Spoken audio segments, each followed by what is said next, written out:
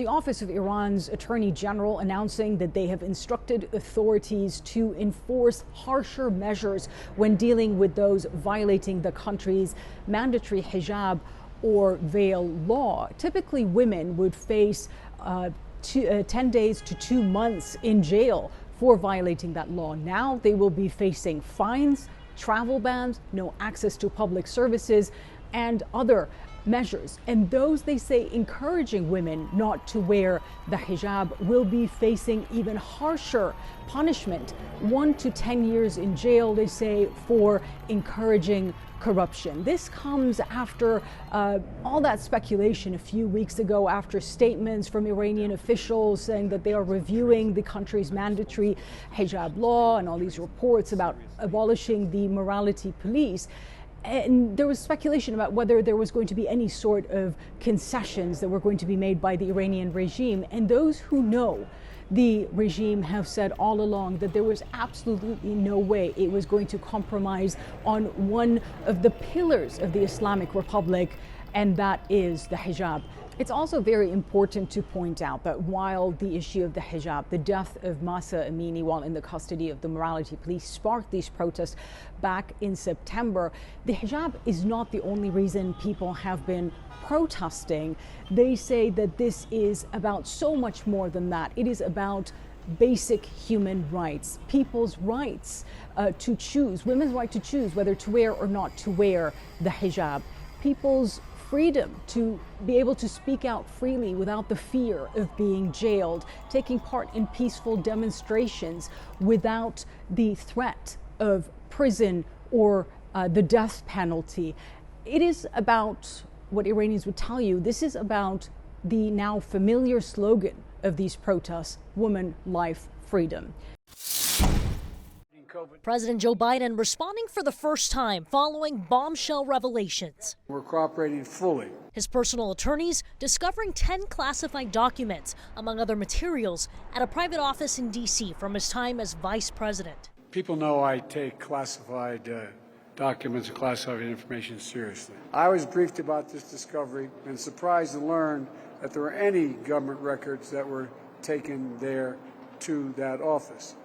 But I don't know what's in the documents. The government materials found last fall were promptly turned over to the National Archives, which maintains the records of federal office holders when their service has ended. A source familiar with the matter says the materials covered topics including Ukraine, Iran, and the United Kingdom.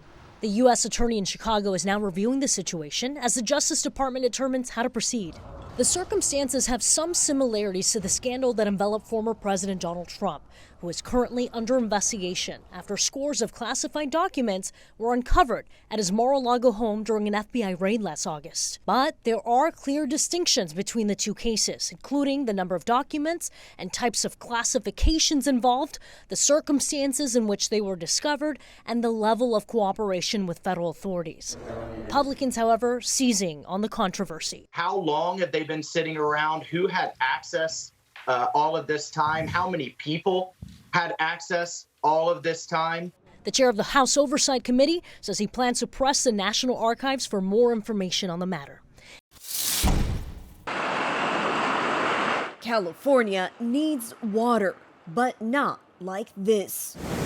Creeks turning into raging rivers, mudslides barreling through neighborhoods, and sinkholes swallowing cars. These storms hit us like a water balloon exploding and just drop water down through our rivers and creeks. So it's been this excessive amount of flooding. Blast after blast of torrential rain and wind gusts exceeding 70 miles per hour on California's central coast. We're soaked. This place is soaked. The water tormenting people across the state. There was a lot of excitement, fear, anxiety, stress. Santa Cruz County Tuesday was in cleanup mode after the most recent storm. It's just brown water everywhere, and it's just rushing through. It was going fast. We had a canoe strapped up that we thought if we needed to, we could canoe out, but it was moving too fast. Rachel Oliveira has lived here for 20 years. Her neighborhood and home now covered in mud. It's backbreaking labor, and, a lot of us that live here in the neighborhood are elderly, and can't actually physically do the cleanup. And, you know, with the way that the finances are, with the economy. At least 17 people have died across California as a result of the storms. Tens of thousands remain under evacuation orders. The onslaught of the so-called atmospheric rivers clearly visible from space. It's been these cycles over and over again. It's really kind of wearing on the community. We're probably a little over halfway done at this point, so we're not out of the woods yet. We have another week or so to go. There's been little rest for emergency workers. Dozens rescued in Santa Cruz earlier this week. And a similar story has played out across much of the state. In Los Angeles, Union Station flooded. And to the north, in Santa Barbara County, crews responding to more than 200 incident calls. And it's not over. Forecasters say 4 more storms are expected to strike California over the next 10 days. You know, more rain, more flood, more mud, more cleanup. I'm just, it's frustrating. I don't know whether to laugh or cry. Holy bejeebers. Don't overwater your garden. Well, if this gives you any idea, here's my boots. Unfortunately, they had no choice at Old Stonehouse Gift and Garden Monday when the ditch at the base of Toll Road in South Reno overflowed into their overflow employee parking lot. There was really not much you can do. What's going through your mind at that point? Just that I hope that there's not too much. But the water kept coming. Here are 5-gallon pots sitting on the ground inside the greenhouse. That's how much water is back here. In the brief pause between storms, employees were assessing the damage. We actually weathered it pretty well. A lot of sediment in our greenhouses, probably $10,000 worth of gravel washed away, a lot of debris in my parking lot. Longtime owner Stephen Giassi says it could have been worse, but wishes the ditch was better maintained. And the people that own the property here, which I think is the RTC, and some other people, they need to clean out these ditches on a regular basis. We saw crews doing exactly that as the rain continued to fall Tuesday morning. 3 días antes de viajar a México para participar en la cumbre de líderes de América del Norte, el presidente de Estados Unidos, Joe Biden, anunció el jueves nuevas directrices para responder al incremento en el número de inmigrantes que llegan a la frontera sur, tema que se discutirá en la cumbre. Ciertos ciudadanos de Nicaragua, Cuba, Haití y Venezuela podrán solicitar amparo al programa de permiso de permanencia temporal humanitaria. Serán aceptados hasta 30,000 inmigrantes por mes, y estos deben solicitar la entrada desde sus países de origen y no en la frontera con México. Según las autoridades, este mismo programa, que se implementa desde finales del año pasado para venezolanos, ha dado un buen resultado en la disminución de inmigrantes que buscan ingresar a través de la frontera con México. Ese resultado, dice el gobierno de Biden, es la razón por la que se expande a solicitantes de otras nacionalidades. Aquellos que no ingresen a Estados Unidos bajo este programa podrán ser expulsados a México bajo el Título 42. Una política que permite a las autoridades deportar a inmigrantes de manera rápida con la premisa de que puedan representar un riesgo para la salud en el contexto de la pandemia de COVID-19. Igualmente, bajo este nuevo programa, las autoridades estadounidenses expulsarán a México por mes a 30,000 inmigrantes de esos países si no siguen los procesos legales. Los inmigrantes de estos 4 países que busquen ingresar al país deben presentar una solicitud desde su país de origen. Esta también se puede realizar a través de la aplicación de teléfono CBP One. Además, deben tener un patrocinador en Estados Unidos y si la solicitud es aprobada, podrían viajar en avión. Quienes califiquen al programa podrán estar en Estados Unidos por un periodo de 2 años y recibir un permiso de trabajo. Con la expansión de este programa, el gobierno de Biden busca atender el incremento en el número de inmigrantes de estas nacionalidades y enviarles el mensaje de que deben solicitar la entrada desde su país de origen. Si no, serán expulsados. For months, RSV had a grip on the U.S. As cases rose, some pediatric hospitals were overwhelmed. But the latest CDC data shows the virus has peaked in the U.S. RSV is down, That's good. And now there's a potential therapy in our fight against future RSV cases in infants. The FDA is reviewing nirsevimab, a long-acting antibody for the prevention of lower respiratory tract infections caused by the virus. The first of its kind antibody would be administered as a single dose. In a statement, the companies that developed the therapy said the FDA has indicated it will work to expedite its review and approval could happen sometime this summer, adding, if approved, we believe nirsevimab may transform the medical community's approach to RSV prevention in infants, and we are committed to working with the FDA to support completion of the review as quickly as possible. Data from a phase 3 trial published in the New England Journal of Medicine found RSV infections requiring medical attention happened in 1.2% of infants who received the therapy, compared with 5% of infants who got a placebo. That means the treatment is more than 74% effective and no safety concerns were identified. For Health Minute, I'm Mandy Gaither.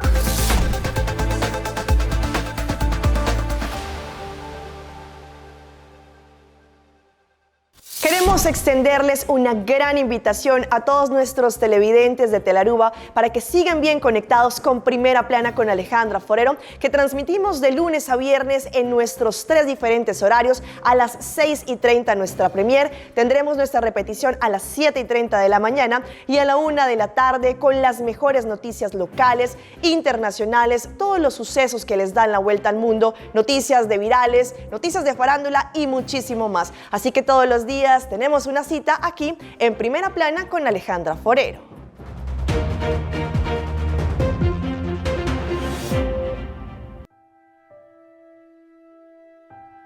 Hobi gente ta quiere, kultur kacho también es un cos. Kunantin tur camino di drumi.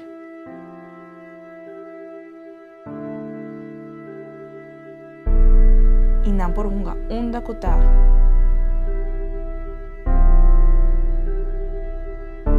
Sigur, tur camino tinko I come toch?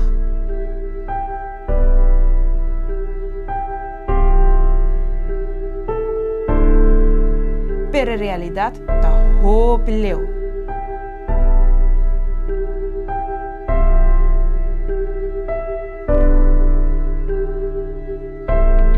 Bangstop es aquí. Por favor, steriliza y castra vossa mascota.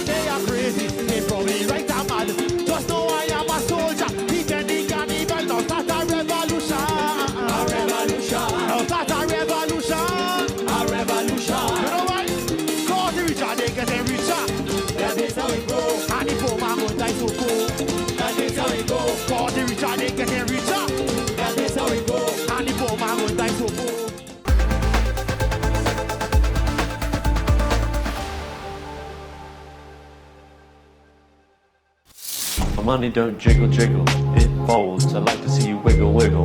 In just 5 years, TikTok has amassed more than 1 billion global users. Cutting up all the veggies that are gonna go into the broth. Eyeballs around the world glued to the endless content and viral videos. How long do you think you spend on TikTok every day? 2 to 3 hours. 2 to 3 hours? 3 to 4 hours. But last month, the U.S. government, along with more than a dozen states, banned TikTok on most federal devices, citing national security concerns over its Chinese parent company and the possibility it could pressure TikTok to hand over personal data. Riding in my Fiat. There is no public evidence the Chinese government has done that, but there is evidence of another risk: social media's impact on mental health, particularly among Gen Z. Teen depression started to rise after 2012. So did self-harm and suicide. Dr. Jean Twenge says as smartphones and social media grew, so did the rate of depression among teens, nearly doubling between 2004 and 2019. By that year, 1 in 4 U.S. teen girls had experienced clinical depression, according to Twenge. So there's pro-anorexia videos. There's videos that instruct people on how to cut themselves. What the algorithm is trying to do is get people to use the app for longer, because that's how the company makes more money. TikTok, in a statement, said, quote, "One of our most important commitments is supporting the safety and well-being of teens, and we recognize this work is never finished. We continue to focus on robust safety protections for our community while also empowering parents with additional controls for their teens' account through TikTok family pairing." Users of TikTok spent an average of an hour and a half a day on the app last year, more than any other social platform. What is it that keeps you scrolling, even if you know maybe you've spent 1-2 hours on it? Once you watch the one video, you're like, well, time to watch another. So you just keep doing it. It's like a cycle. You don't realize that the time is passing. That's exactly what happened to Jerome Yankee. I'd definitely done all-nighters on TikTok before. I had just been scrolling until the sun came up. He says he lost sleep. His grades suffered. He lost touch with his friends. He lost his sense of self. In 2021, he deleted the app. Getting disappointed by my own life is never something I want to be doing, especially when I have the power to change it, but I just wasn't because I was spending hours on this app. We have a lot of cool resources that we give to our audience for free. But Hannah Williams proves the positive side of TikTok, allowing her to create a business, Salaried Transparent Street, providing paid transparency to her nearly 1 million followers. I think TikTok definitely helped just because they have such audience reach potential. She hopes TikTok's algorithm works in her favor. Helping people in marginalized communities is the only reason I am doing this. It's my entire mission. It's the Consumer Electronics Show, but please no more e-pets. No more loony robotic pets like Luna. Go grab it. We'd rather grab the Ring Always Home camera. Yeah, it's a camera that flies. They demonstrated it at the show. The drone will fly around your house. Uh-oh, left the faucet running. It's expected to sell for about $250, but won't be widely available till next year. Good to freak out would-be burglars. Yeah, that's not good. Not to mention the dog.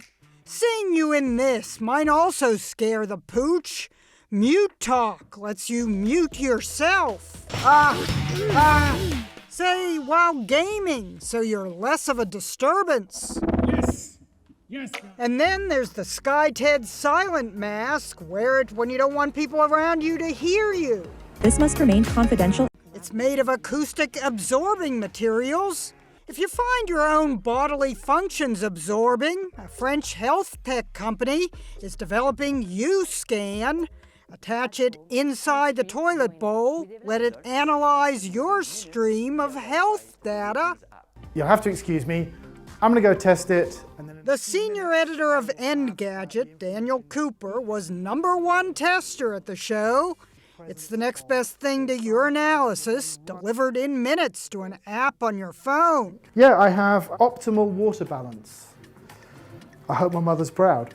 Even makeup has gone high-tech. From L'Oreal's smart lipstick applicator designed for beauty lovers with limited arm or hand mobility, to Brow Magic that lets you swipe a printer over your brows that uses cosmetic-grade ink to shape them. Or maybe you prefer being nibbled. This Japanese stuffed animal made its return to the electronics show. Nibble, nibble, chomp, chomp. It offers 24 nibbling patterns. It's finger-licking good. Good for nothing. A gentle bite for a tender delight. Lydia Tarr is many things. Tar está ganando muchos premios. El más reciente es de la Sociedad Nacional de Críticos de Cine. El grupo nombró al drama la mejor película del año. Le otorgó el honor de mejor actriz a Cate Blanchett por el papel principal y el mejor guion al escritor y director Todd Field. The Banshees of Inisherin ganó un par de premios. Colin Farrell fue distinguido como mejor actor por sus trabajos en esa película y en After Yang. Además, Kerry Condon fue nombrada como mejor actriz de reparto. Los críticos homenajearon a Ke Huy Quan de Everything Everywhere All at Once como mejor actor de reparto. Hey, buddy. Didn't expect to see you here. Look, it's me. I'm here. Deal with it. Let's move on. En Iron Man 2, Don Cheadle se hizo cargo del papel de Terrence Howard como James Rhodey Rhodes. Resulta que no tuvo mucho tiempo para tomar esa decisión.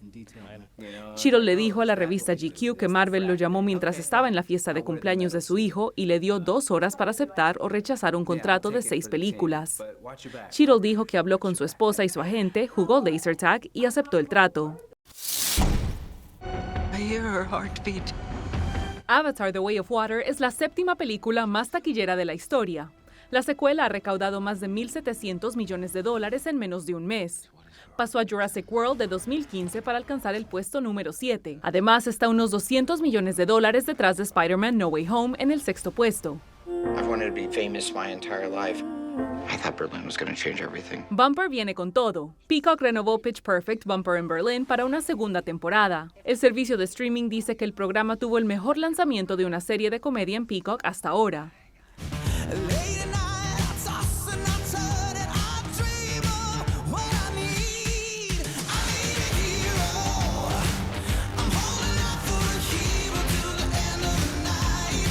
Adam Lambert sacó su propia versión de Holding Out for a Hero, originalmente un éxito de Bonnie Tyler. La canción es el nuevo sencillo del próximo álbum de Lambert, High Drama, que saldrá a la venta el 24 de febrero. La estrella de Stranger Things, Noah Schnapp, dijo que tiene más similitudes con su personaje Will Byers de lo que pensaba. En un video en su cuenta oficial de TikTok, el actor de 18 años se identifica como gay. Entre los miles de comentarios de sus seguidores se aprecian mensajes de amor y apoyo. Schnapp escribió que cuando le dijo a sus amigos y familiares que es gay, todos les respondieron que ya lo sabían. El personaje de Stranger Things de Schnapp, Will Byers, es una figura central en el exitoso programa de Netflix. En la 4ª temporada, Byers profesa el amor que tiene por su amigo Mike, interpretado por Finn Wolfhard. En julio pasado, Schnapp le dijo a Variety que está 100% claro que Will es gay y que su personaje había estado luchando con sus sentimientos durante todo el programa. Stranger Things terminará con su 5ª temporada, que constará de 8 episodios. I'm here because I'm black. El anfitrión Jared Carmichael no anduvo con rodeos en su monólogo durante la entrega número 80 de los premios Globo de Oro. The Hollywood Foreign Press Association, which I won't say they were a racist organization, but they didn't have a single black member until George Floyd died. We're still the best of friends. No, you're not. Who says we're not? Sit somewhere else. La diversidad fue un tema frecuente en el escenario, y una colección diversa de 10 películas fue homenajeada. The Banshees of Inisherin ganó más premios que cualquier otra película con 3. Mejor guión de película, mejor actor en una película musical o de comedia para Colin Farrell y mejor película musical o de comedia.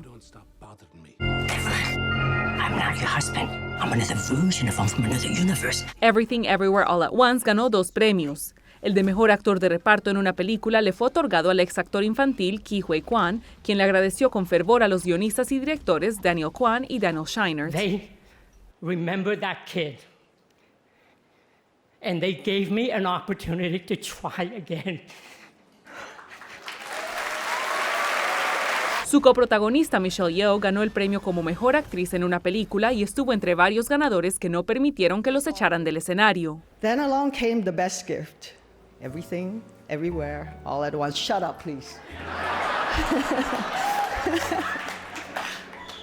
I can beat you up, okay? And that's serious. It's more important than your hobby. Can you stop calling it a hobby? Y The Fabelmans de Steven Spielberg obtuvo 2 de los honores más altos de la noche, Mejor Director y Mejor Película de Drama. Spielberg dijo que necesitaba hacer esta película semi-autobiográfica. I've been hiding from this story since I was 17 years old. I put a lot of things in my way of this story. Para el Minuto Hollywood, soy Laura Díaz.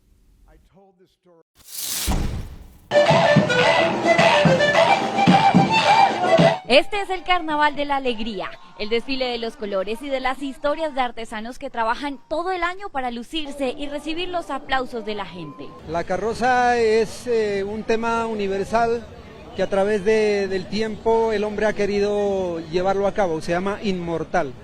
Es una búsqueda de la inmortalidad a través de diferentes medios, ¿no? Pinceladas de carnaval. Es un sueño de una niña, ¿no? Que ella se soñaba pintando en el carnaval. Un recorrido de 8 horas bajo el sol de Pasto y a faldas del Galeras, que es testigo de la majestuosidad de estas obras de arte. Este carnaval es hermoso, una cultura impresionante, unas figuras hermosas, mitológicas. El Ayauma. Se trata del espíritu cabeza, el guía del carnaval, del Inti Raymi.